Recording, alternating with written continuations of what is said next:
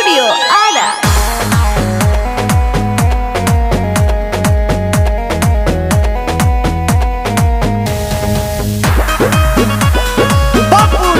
जिंदाबाद जिंदाबाद जिंदाबाद जगमार यादव जिंदाबाद जिंदाबाद जिंदाबाद हमारा नेता कैसा हो पप्पू यादव जैसा जनाधिकार पार्टी जिंदाबाद जिंदाबाद जिंदाबाद जनता ला जिएले जनते ला मरेले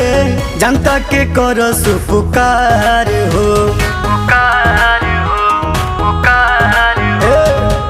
सबके चहेता गरीबों मन के नेता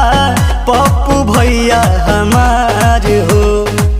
पहले उ भला देके सबके नेवाला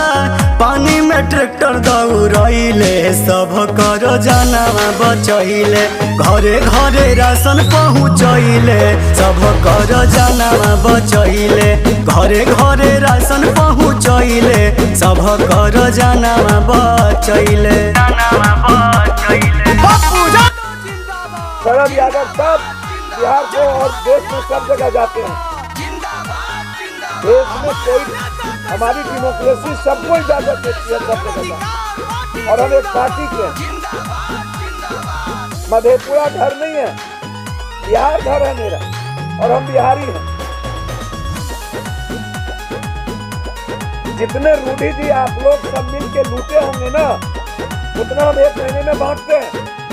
जन जन के चहेता चाहिए ऐसा हो नेता इनका राज्य समाज में केहू रही न सकेता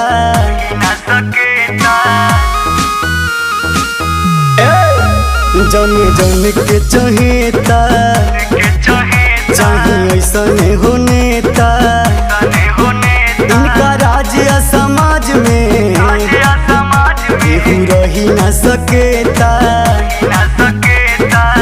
अन बन शान खातिर करे लड़ाई सत्ता से तनी न डरैले सब कर जानवा बचैले घरे घरे राशन पहुँचैले सब कर जानवा बचैले घरे घरे राशन पहुँचैले सब कर जानवा बचैले पप्पू यादव जिंदाबाद जिंदाबाद जिंदाबाद जगमार यादव जिंदाबाद जिंदाबाद जिंदाबाद हमारा नेता कैसा हो पप्पू यादव जैसा जनाधिकार पार्टी जिंदाबाद जिंदाबाद जिंदाबाद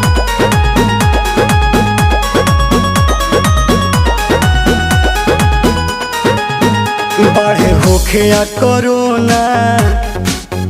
खाना दिले कोना कोना जे बैठल सत्ता में खाली भरता खदोना